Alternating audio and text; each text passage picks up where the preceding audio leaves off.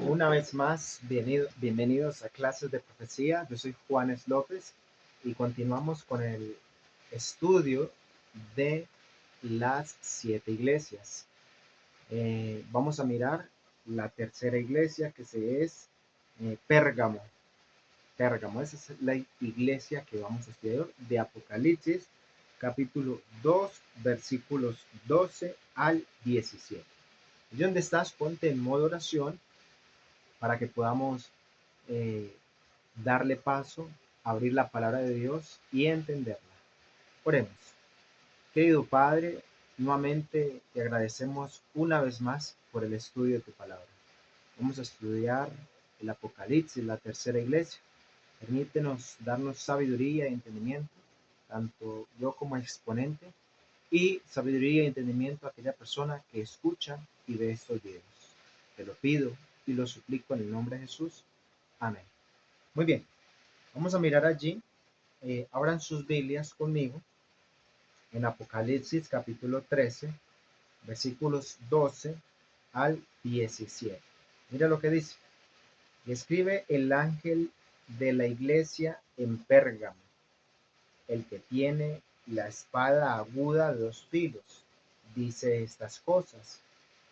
Yo conozco tus obras y dónde moras, dónde está la silla de Satanás, y retienes mi nombre y no has negado mi fe, ni aun en días en que Antipas fue mi fiel mártir, el cual fue muerto entre vosotros, donde Satanás mora. Pero tengo unas cosas pocas contra ti, que tú tienes ahí a los que retienen la doctrina de Balaam, el cual ha enseñado a Balac a poner tropiezos delante de los hijos de Israel, a comer de las cosas sacrificadas a los ídolos y a cometer fornicación. Así también tú tienes a los que retienen la doctrina de los Nicolaitas, la cual yo aborrezco. Arrepiéntete, porque si no vendré por ti y pelearé contra ellos con espada de mi boca. El que tiene oído, oiga lo que el Espíritu dice a las iglesias. Al que venciere, le daré de comer del maná escondido, y le daré una piedrecita blanca, y en la piedrecita un nombre nuevo escrito, en el cual ninguno conoce, sino aquel que lo recibe. Ese es el mensaje que se da a la iglesia de Pérgamo. La iglesia de Pérgamo, entramos a otro periodo de tiempo, que es desde el año 313 hasta el año 538 después de Cristo. Entonces aquí viene otro periodo eh, en la historia, en tiempo, que la iglesia se ha distribuido de esta manera. Recordemos que cuando Juan escribe a las iglesias, el mensaje era directo a la iglesia de Pérgamo, allí, ¿cierto? Pero ahora, históricamente, este periodo, según historiadores, lo aplican que va desde el año 313 al 538. Y vamos a mirar qué pasó allí en este periodo de tiempo, porque ocurren varias cosas. Si recuerdas, la iglesia de Esmirna fue perseguida hasta el año 313, hasta que se dio fin al el edicto de Diocleciano, donde Constantino aparece en la historia y deja de perseguir a la iglesia y se une iglesia con el Estado. Y pues él al final de sus vidas, ya calculando eh, cuánto le faltaba por morir, decide bautizarse, como convertirse, o sea, entregarse al cristianismo. Pero durante toda su vida fue un guerrero, porque su creencia le decía, pues, yo mato, pues yo voy a la guerra y mato, y eso es pecado, y eso me lleva a la muerte, y no hay salvación para mí. Entonces, cuando ya, por decirlo así, cuando ya sea jubilado, entonces me entrego al cristianismo. Mientras que estuvo él en ese periodo de tiempo gobernando, hubo un cambio dramático. Entonces aparece la historia como Juan lo describe como la iglesia similar a la iglesia de Pérgamo, que su nombre dice que es una era de la exaltación y del compromiso, desde el año 313 después de Cristo hasta el año 538 después de Cristo. Ese es el periodo de la historia. Pérgamo, donde está el trono de Satanás, que ahí se mencionan varias cosas interesantes para resaltar ahorita a medida que vamos estudiando. Una profecía sobre el momento crítico en la iglesia cansada de la persecución aceptó la seducción del poder imperial. Entonces acá vemos que la descripción que nos hace la Biblia de el mensaje que se le da de la iglesia de Pérgamo, allí aparecen algunos símbolos. Recuerde que este mensaje no se aplica literal, sino simbólicamente, refiriendo a algo. Era como descifrar un código. Porque si entramos en un contexto, Roma en el tiempo de Juan, Roma era la que estaba gobernando. Entonces, si Juan utilizaba directamente, hablaba de una manera directa, como lo hacía eh, en las epístolas de Pablo, Mateo, Lucas, que era directo, el mensaje era directo, quizás hubiese sido escondido, dañado, maltratado, no se permitía difundir el mensaje, pero como venía codificado con símbolos que solamente entendí, era un lenguaje apocalíptico en la era para esa fecha que entendían los cristianos, judíos cristianos, y entendían perfectamente descifrando según el conocimiento de ellos cuál era el significado. Lo que nosotros hoy en día hacemos también con el libro de Apocalipsis, decodificando cada palabra y lo que allí se menciona. Entonces, en la lectura que leímos de Apocalipsis, podemos encontrar un símbolo, el símbolo de la espada. La espada representa la palabra de Dios. La palabra de Dios, la espada representa la palabra de Dios y el Antiguo y el Nuevo Testamento, la unión de los dos, los, eh, los libros, todos los libros escritos que allí se conocían y los nuevos de los apóstoles. Esa es la espada de doble filo. ¿Cuál era el propósito?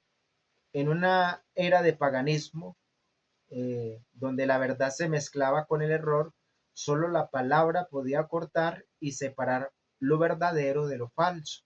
Ya empezó a haber corrupción, ya empezaron a quebrantarse los pactos dados en los antiguos concilios por los mismos apóstoles, que es lo que vamos a mirar. La lección, la verdad no debe envolverse en adornos para agradar al mundo. Debe presentarse claramente, cortante, a diestra, siniestra hacia la conciencia. Lo que nos menciona acá es que no se debe hacer compromisos, comprometer las costumbres, las cosas paganas, las cosas mundanes y mezclarlas con la palabra de Dios. Si éste lo practica, yo lo hago aunque esté en contra de la palabra del Señor.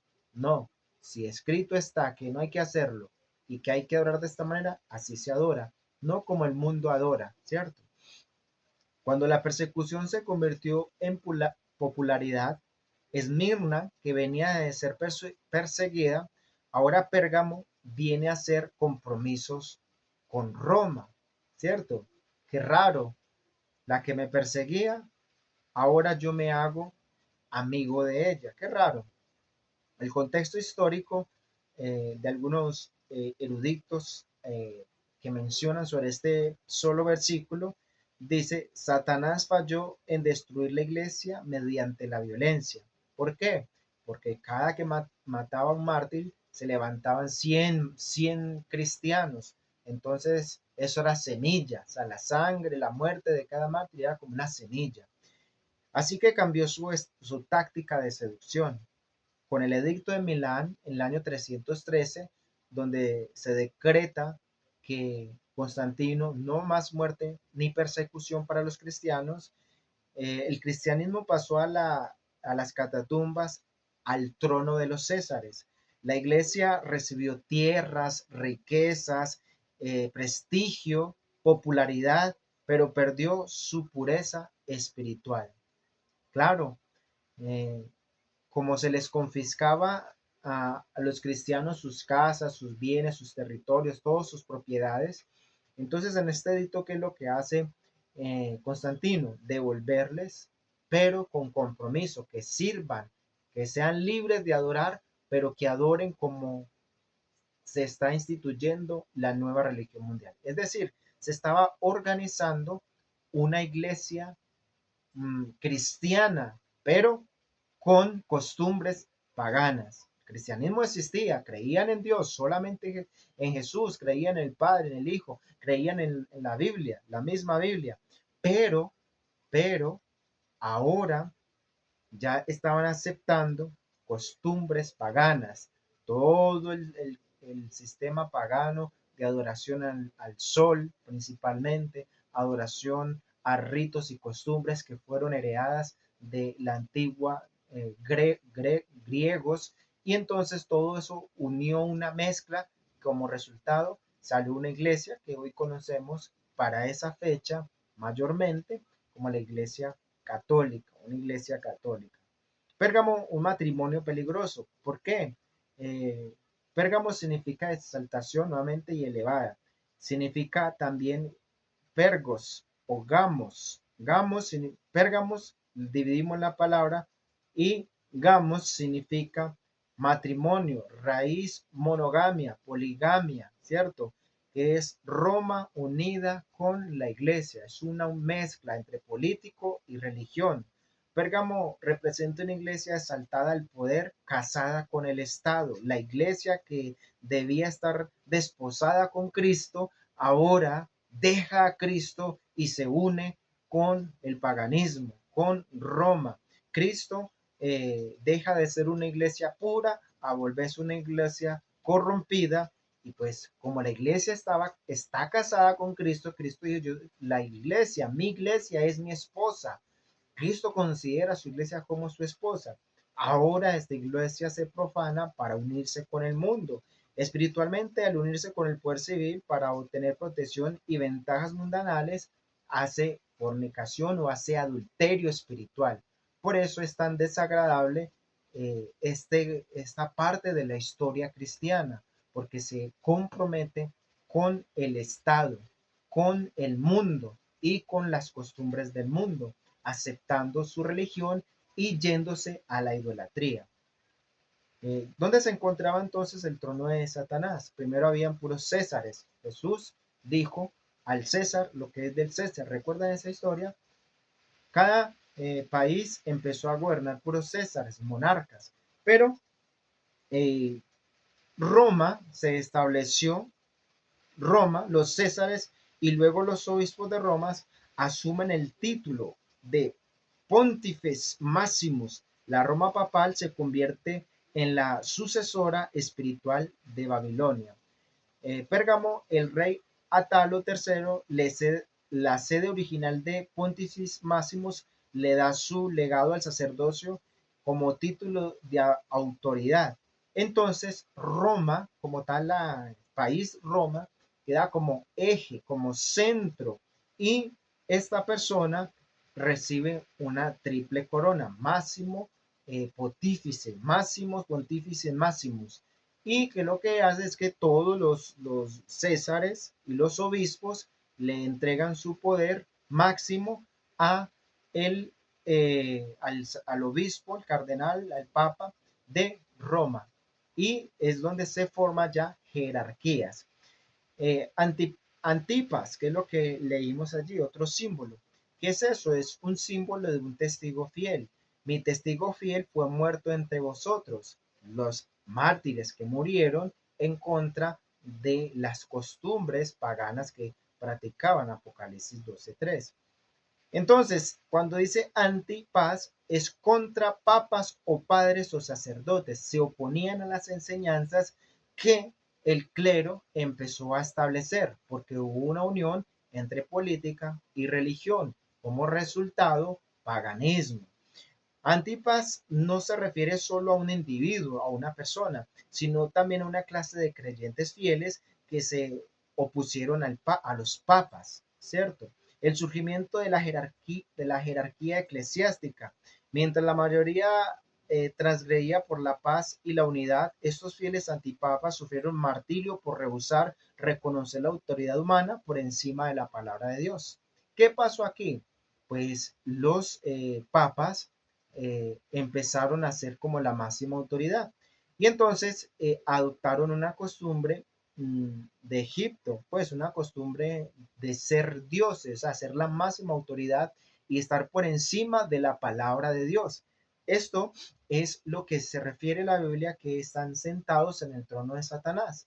Satanás, si bien recordamos, él quería sentarse en el trono de Dios, ser adorado como Dios. Pues en estas personas humanas que se dejaron gobernar, manipular, porque detrás de cada gobierno está Satanás, se sentó, y si adoran a un hombre, es como si estuvieran adorando al mismo diablo. Por eso allí se describe que es el trono de Satanás.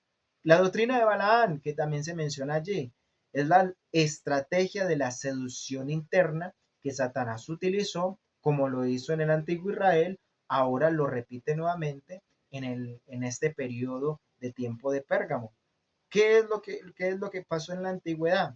Balaán no pudo maldecir a Israel desde afuera, no pudo. Entonces, ¿qué hizo? Aconsejó al rey Balac, eso es la historia, lo dice la Biblia, Balac, a seducirlos con fiestas y mujeres paganas. ¿Y qué fue? Claro, eh, vengan, eh, acérquense acá, va a haber un gran banquete, va a ser fiesta de varios días y nuestras mujeres pueden tomarlas, ¿saben? Una trampa que los sedujo, empezaron a establecer eh, uniones ilícitas de mujeres de no denominación de Israel, y esa mezcla formó como resultado llevó a los descendientes de allí a la idolatría y a la fornicación espiritual, que dejaron su esposo, que es Cristo Jesús, y ahora se casaron con los ídolos de este mundo. En la historia de la iglesia de Pérgamo, ¿qué podemos ver allí? Satanás no pudo destruir la iglesia con leones, ¿cierto? No pudo. O sea, intentaba destruirla, mataba, y más cristianos salían a la fe, se unían a la fe. Entonces usó al emperador, un nuevo Balaán, un prototipo de Balaán, un emperador, para seducir con poder y riqueza. Ah, ustedes, únanse a mí y le devuelvo el doble de lo que perdieron: casas, propiedades, lujos, comodidades, todo para que puedas vivir bien. Y fueron seducidos por ellos. El resultado, la iglesia adoptó costumbres paganas, y el paganismo eh, se llenó a cada individuo de la cristiandad. Lamentablemente, eso es lo que dice la historia. Cayeron en la trampa. Si no puedes vencerlos, hay un dicho que dice: únete a ellos. Si no puedes con el enemigo, únete a él. La iglesia aceptó el soborno de la popularidad a cambio de comprometer su doctrina pura y santa. Eh, También dice que comiendo sacrificios a los ídolos, ¿cierto? Comiendo sacrificios a los ídolos. La idolatría, la introducción de las imágenes, santos y rituales paganos bajo nombres cristianos. Las estatuas de dioses romanos fueron renombradas como apóstoles y santos. Cuando ellos conquistaron, hacían una conquista, eh, Roma, ellos establecían para todo había un dios: el dios de la guerra, el dios del amor, la diosa del amor, la diosa del fuego, la diosa de la fertilidad, y cada una de esos, al adoptar una creencia, una fe cristiana, lo único que hicieron fue poner a esos cambiarles. Allí, por ejemplo, decía Artemisa. Entonces, le quitaron el nombre y le pusieron un ejemplo, la Virgen María. Quitaron el nombre de otro dios, el emperador, un emperador, y le pusieron San Pedro, y así San Pablo, aquí la basílica, y todo eso lo corrompieron. Es lo que dice sobre la idolatría y el cambio de sus dioses, y ahora lo ponen a nombres bíblicos, pero sigue siendo idolatría. Fornicación espiritual. La unión ilícita de la iglesia con el poder civil busca el apoyo y tesoro del Estado en lugar de depender de Cristo Jesús, ¿cierto? Buscaron riquezas materiales, buscaron comodidad material, como resultado una vida espiritual tibia y fría que y sin Dios, porque estaban apartándose de Dios.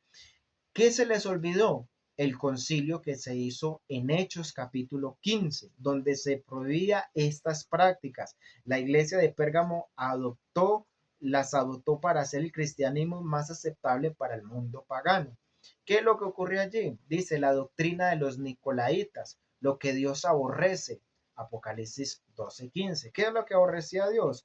Pues el orden jerárquico, que primero era el clero, un sistema que se llama un clero, sistema papal, donde están los obispos, los cardenales, sacerdotes, y luego en una pirámide abajo estaban los laicos. Eso se le llama autoridad. Pero por encima de todo ello estaba la autoridad suprema, que era el máximo, ¿cierto?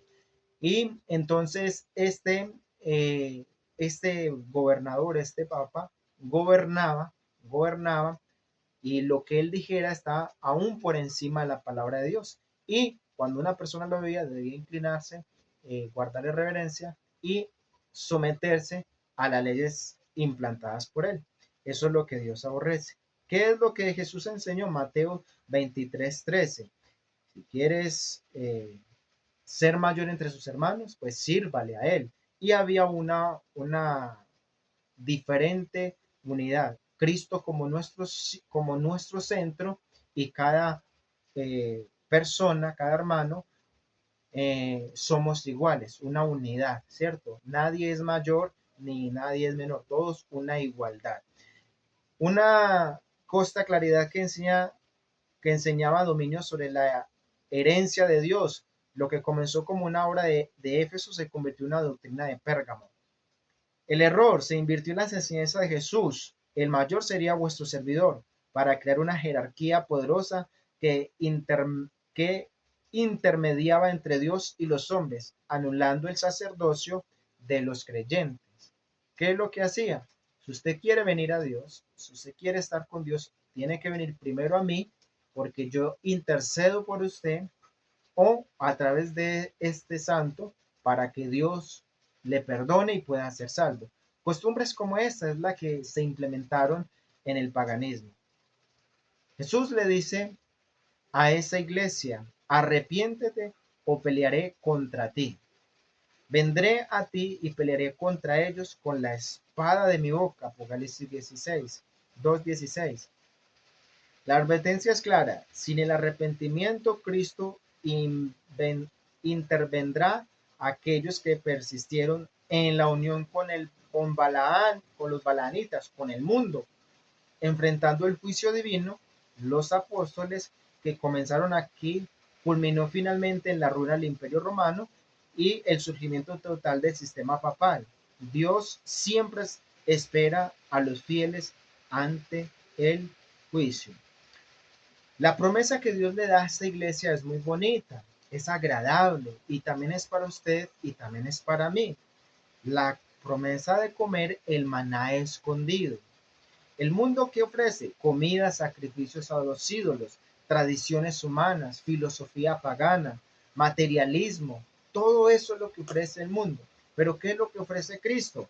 El maná escondido, la palabra pura y viva de Dios. Así como el maná fue preservado incorruptible dentro del arca, la verdad de Dios sustenta la vida espiritual del creyente en secreto, incluso en el desierto de una sociedad incorruptible, de una sociedad corrupta. La promesa también le dice, nos va a dar del maná, símbolo puede ser de la presencia de Dios, ¿cierto? O de la gran banquete que Dios tiene con nosotros, o el abandono de estar a la cena con el Señor, cerca de Él, compartiendo con Él y no con el mundo, que es lo que nos pide Dios. Ven, come, comparte conmigo. Deja al mundo y deja de comer y compartir con ellos. Es lo que le dice a Dios. Lo que le dice realmente Dios a la iglesia es, ven, deja de pecar, ve, deja de pecar y vuélvete a Dios, a mí, vuélvete conmigo para que puedas heredar la vida eterna. Porque conozco, te conozco. Arrepiéntete de todas esas cosas porque yo puedo perdonar. Eso es lo que dice Jesús. La promesa de la piedra con el nombre que solamente el portador le conoce, una piedra blanquita. En los tribunales antiguos, una piedra blanca significaba inocente o absuelto. Ese era el significado. Una piedra blanca, eras inocente, eres absuelto. Para el fin del condenado por el mundo, Cristo ofrece la absolución total. O sea, ya no eres condenado, ya la carga del pecado, Jesús la perdonó y por ende te doy un hombre nuevo, una nueva identidad. Ese ya no es más un pecador, es un hijo de Dios. Ese ya no es un hijo de Satanás, ahora es un hijo de Dios. Eso es el significado profundo de la piedrecita blanca y del nuevo nombre. Y en ella escrito un nuevo nombre, Apocalipsis 2:17. Dice, representa un carácter transformado y una relación íntima con Dios. Es un secreto entre el Redentor y el redimido que ninguna institución humana puede otorgar ni quitar. ¿Quién, ¿Qué es lo que hace Dios? Una intimidad con usted, una vida cerca del Maestro, una constancia de Dios en su vida. Es lo que Dios le está diciendo a esta iglesia y también nos dice hoy a nosotros, porque recordemos que el mensaje se aplica a la primera iglesia, a la iglesia literal de aquella época, a la iglesia de la historia y a nosotros hoy en día. ¿Qué nos dice? Dejemos al mundo, no nos hagamos esas combinaciones que él aborrece. Dejemos toda idolatría, lo que usted considere que sea un ídolo, hay que dejarlo. No hagamos compromisos con el mundo. Si eres soltero o soltera, no te cases con un incrédulo porque su resultado es que se va a apartar de la iglesia. Dejar todo ese tipo de compromisos que solamente nos lleva a perder la vida eterna. Dios te conoce, me conoce y dice, te conozco. Sé que te enviaré el Espíritu Santo para que te arrepientas y puedas heredar, comer del maná escondido, de pasar una intimidad conmigo, una eternidad con el Señor. Y ahora un nuevo nombre, un nombre que solamente nosotros sabemos, que Dios y usted y yo vamos a conocerle. Y dice también, el que tiene oído, oiga la lección de Pérgamo para hoy. ¿Qué es lo que nos muestra hoy?